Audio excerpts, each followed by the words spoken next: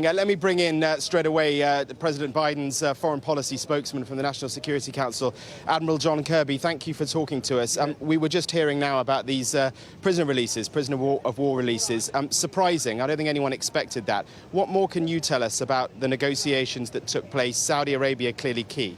Yeah, this would be really for President Zelensky to speak to. It was the Ukrainian government, President Zelensky, and his administration who organized this prisoner exchange, if you will. And you're right, there were several non-Ukrainian, non-Russian individuals who were exchanged, including 2 Americans, and I know several British citizens.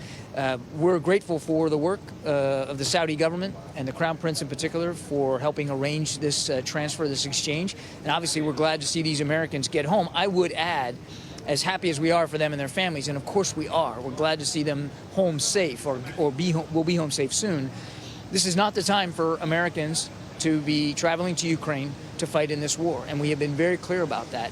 There are other, better, safer ways to support Ukraine in this fight. But what a strange 24 hours it's been, because we saw yesterday morning President Putin threatening nuclear war, mobilizing hundreds of thousands of more troops, and yet on the same day we see this very positive news with prisoners of war who we thought would be executed actually being released. So how do we read this? I mean, is Saudi Arabia's input here actually an avenue for diplomacy?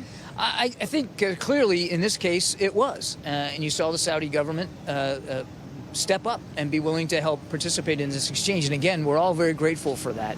Now, where it goes from here, it's difficult to know. Again, while this exchange is welcome, I think, to your question, we need to keep things in perspective.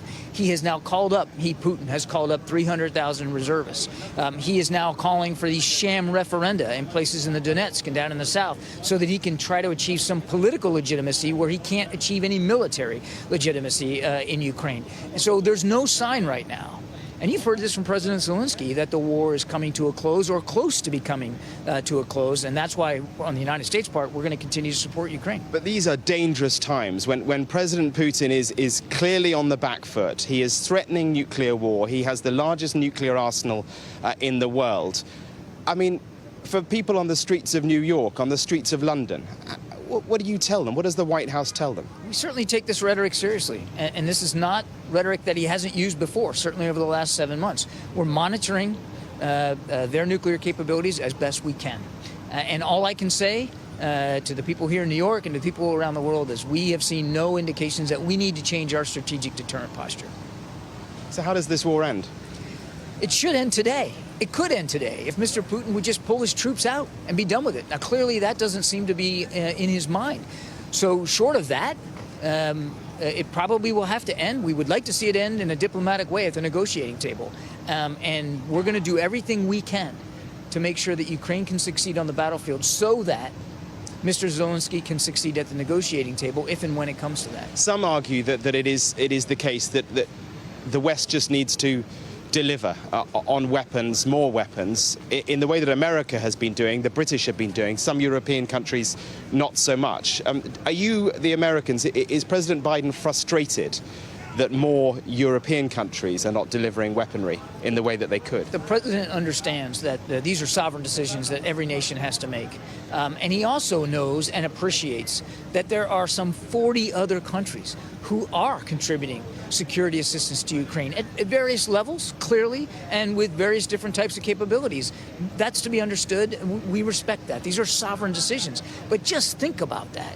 More than 40 countries, and that's just security assistance alone. More than 50 countries have signed up to continue to support Ukraine. And President Zelensky knows that. He's appreciative. He's grateful for that. What I can tell you from the United States perspective, now we've done 21 drawdowns of presidential authority, more than $15 billion worth of security assistance alone, $25 billion if you add all the financial assistance. And President Biden was nothing but clear yesterday that we're going to continue to do that for as long as it takes.